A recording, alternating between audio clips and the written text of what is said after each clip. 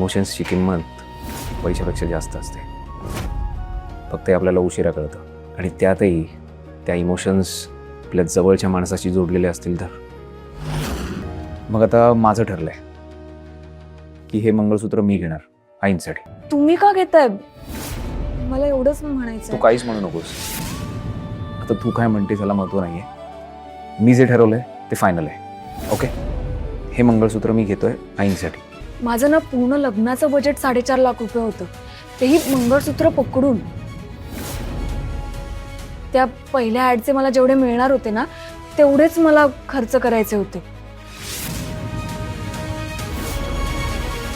इमोशन्सची किंमत पैशापेक्षा जास्त असते.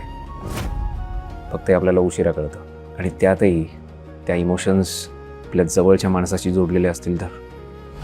मराठी कला विश्वातील अशाच अपडेट जाणून घेण्यासाठी डेली चक्कर रिजनला नक्कीच सबस्क्राईब करा.